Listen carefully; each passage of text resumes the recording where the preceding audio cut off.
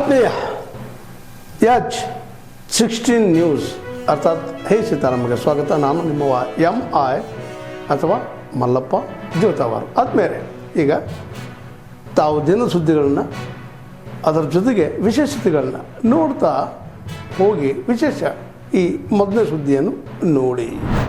ಇವರ ಮೇಲೆ ಅವಿಶ್ವಾಸ ಗೊತ್ತುವಳಿಯನ್ನ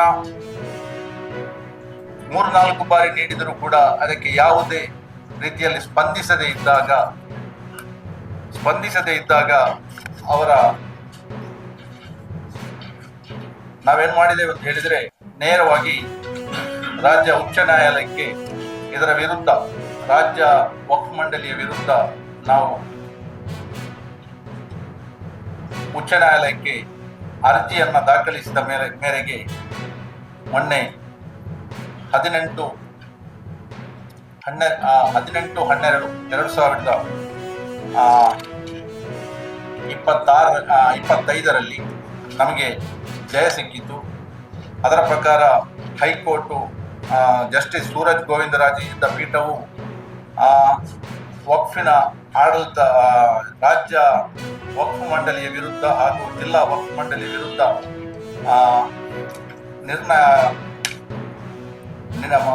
ಆಡಳಿತದ ವಿರುದ್ಧ ಕೂಡಲೇ ಕ್ರಮ ಕೈಗೊಳ್ಳಬೇಕು ಅಂತ ಹೇಳಿ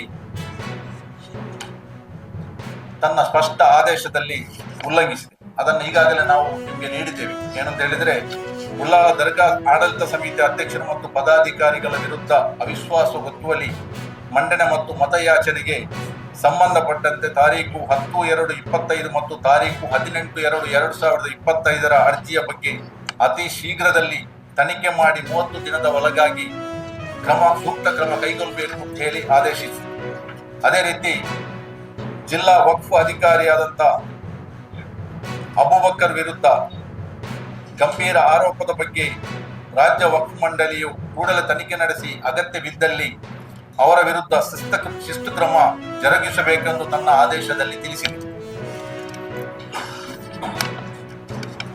ಈ ರೀತಿ ಆಡಳಿತದಲ್ಲಿ ದುರಾಡಳಿತ ಮತ್ತು ಹಣದ ಅವ್ಯವಹಾರ ಅಲ್ಲಿ ಈ ಸಾರ್ವಜನಿಕರಿಗೆ ಬಳಕೆಗೋಸ್ಕರ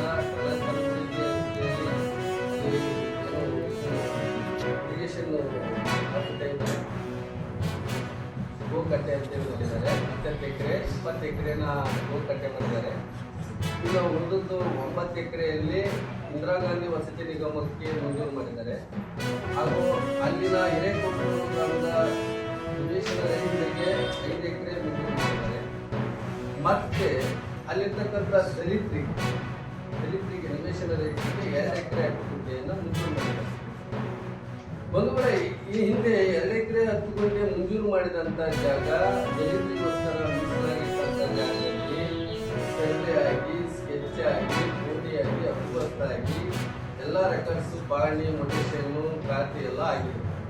ಇವಾಗ ಇಂದಿರಾ ಗಾಂಧಿ ವಸತಿ ನಿಗಮಕ್ಕೆ ಏನು 9 ಎಕರೆ 20 ಗುಂಟೆಯನ್ನು ಮೀಸಲಾಗಿತ್ತು, ಅದರಲ್ಲಿ ಕಳೆದ ತಿಂಗಳಲ್ಲಿ ತಾಲೂಕು ಆಡಳಿತದಿಂದ ಸರ್ವೆ ಮಾಡಿಸೋ ಟೈಮಲ್ಲಿ ಏನು ಮೊದಲೇ 2 ಎಕರೆ 10 ಗುಂಟೆ ಜಮೀನನ್ನು ಸರ್ವೆ ಮಾಡಿ ಸ್ಕೆಚ್ ಆಗಿತ್ತಲ್ಲ, ಈ ಇಂದಿರಾ ಗಾಂಧಿ ವಸತಿ ನಿಗಮಕ್ಕೆ ಸರ್ವೆ ಮಾಡೋ ಟೈಮಲ್ಲಿ ಸ್ಕೆಚ್ಚಲ್ಲಿ ಆ 2 ಎಕರೆ 10 ಗುಂಟೆಯನ್ನು ಸೇರಿಸಿ ಜಂಟಿ ಸ್ಕೆಚ್ ಮಾಡಿದ್ದಾರೆ. ಅತ್ಯಂತ ಅರ್ಥಪೂರ್ಣವಾಗಿ ಮತ್ತು ವ್ಯವಸ್ಥಿತವಾಗಿ ಅದರ ವಿವರಗಳನ್ನು ಸಂಕ್ಷಿಪ್ತವಾಗಿ ನಮ್ಮ ತಾಲೂಕು ಅಧ್ಯಕ್ಷ ಎಲ್ಲರ ಬರುವಿಕೆ, ಇರುವಿಕೆ ಮತ್ತು ಯಶಸ್ಸಿಗೆ ಮಾಧ್ಯಮದ ಪಾತ್ರ ಮುಖ್ಯವಾಗಿದೆ. ಅವತ್ತು ನೀವು ನಮಗೆ ಸಹಕಾರವನ್ನು ಕೊಟ್ಟಿದ್ದೀರಿ. ಮುಂದಿನ ದಿನ ಒಂದು 8ನೇ ತಾರೀಕು ನಮ್ಮ ಹುಟ್ಟೂರಿನಲ್ಲಿ ನಡೀತೇವೆ. ಅದಕ್ಕೆ ನಮ್ಮೆಲ್ಲರ ಸಹಕಾರಕ್ಕೆ ಕಡೆ ನಾನು ಅತ್ಯಂತ ವಿನಯಪೂರ್ವಕವಾಗಿ ವಿನಂತಿಸಿಕೊಳ್ತಾ ಮುಂದಿನ ಗೋಷ್ಠಿಗೆ ನಮ್ಮ 11 ಸಮ್ಮೇಳನಗಳಲ್ಲಿ 1 ಸಮ್ಮೇಳನ ಮಾತ್ರ ನಗರದಲ್ಲಿ ನಡೆದಿದೆ. ಇನ್ನು 11 ಸಮ್ಮೇಳನಗಳು ಸಹ 10 ಸಮ್ಮೇಳನಗಳು ಎಲ್ಲ ಗ್ರಾಮೀಣ ಭಾಗದಲ್ಲೇ ನಡೆದಿದೆ. ಈ ಒಂದು ಸಮ್ಮೇಳನವನ್ನು ಸಹ ನಾವು ಗ್ರಾಮೀಣ ಭಾಗದಲ್ಲಿ ಮಾಡಬೇಕು ಅಂತೇಳಿ ಅದು ನಮ್ಮ ಜಿಲ್ಲಾಧ್ಯಕ್ಷರ ಹುಟ್ಟೂರಾದಂತಹ ಭಾಗದಲ್ಲಿ ಮಾಡಬೇಕು ಅಂತೇಳಿ ಬೆಳಿಗ್ಗೆ ಈ ಒಂದು ಕಾರ್ಯಕ್ರಮದ ಸಮ್ಮೇಳನದ ಸರ್ವಾಧ್ಯಕ್ಷರನ್ನಾಗಿ ನಾವು ಎಸ್ ಸಿದ್ದೇಶ್ ಕುರ್ಕಿ ಅವರನ್ನ ನಾವು ಆಯ್ಕೆ ಮಾಡಿದ್ದೀವಿ. ನಮ್ಮೆಲ್ಲ ಪದಾಧಿಕಾರಿಗಳ ಸರ್ವಾನುಮತದಿಂದ. ಅವರು ಸಹ ಸಾಕಷ್ಟು ಪುಸ್ತಕಗಳನ್ನು ಬರೆದಿದ್ದು ಸಾಹಿತ್ಯದಲ್ಲಿ ಸಾಕಷ್ಟು ಕೃಷಿಯನ್ನು ಮಾಡಿದ್ದಾರೆ ಮತ್ತು ಈ ಸಮ್ಮೇಳನದ ಸರ್ವಾಧ್ಯಕ್ಷರಾಗಿ ಆಯ್ಕೆಯಾಗಿದ್ದಾರೆ.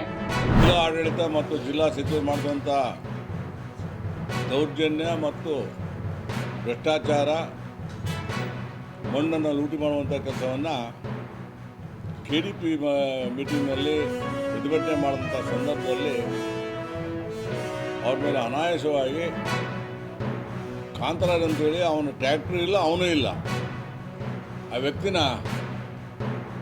ಹೇಳಿ ಕರೆಸಿ ಭಾಳ ಒತ್ತಾಯ ಮಾಡಿ ಒಂದು ಅಟ್ರಾಸಿಟಿ ಕೇಸನ್ನು ಬುಕ್ ಮಾಡ್ತಾರೆ. ಇದು ಜಿಲ್ಲಾಡಳಿತದಲ್ಲಿ ಭಾಳ ದುರುಪಯೋಗ ಆಗ್ತೈತೆ. ಇದಕ್ಕೆ ಸನ್ಮಾನ್ಯ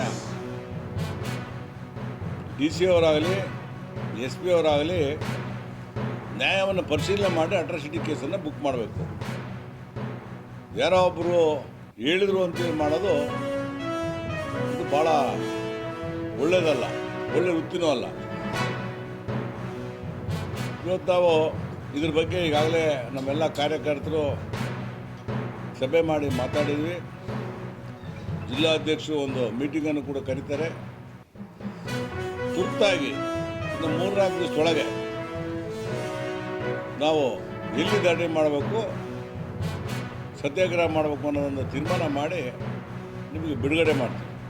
ತಾವೆಲ್ಲ ಇಲ್ಲಿವರೆಗೆ ಸುದ್ದಿಗಳನ್ನು ನೋಡಿದಿರಿ, ಜೊತೆಗೆ ವಿಶೇಷ ಘಟನೆಗಳನ್ನು ಸಹ ನೋಡಿದಿರಿ. ಅದು ನಿಮ್ಗೇನು ಅನ್ನಿಸ್ತು? ನಿಮಗೆ ಲೈಕ್ ಮಾಡಿರಿ, ಶೇರ್ ಮಾಡಿರಿ, ಕಾಮೆಂಟ್ ಮಾಡಿರಿ, ಜೊತೆಗೆ ಸಬ್ಸ್ಕ್ರೈಬ್ ನಿಲ್ಲಿಸ್ಬೇಡ್ರಿ. H16 ನ್ಯೂಸ್ ಅರ್ಥಾತ್ ಈ ಸಿದ್ದರಾಮಯ್ಯ ಸತ್ಯದ ಕೈಗನ್ನಡಿ ವಂದನೆಗಳು.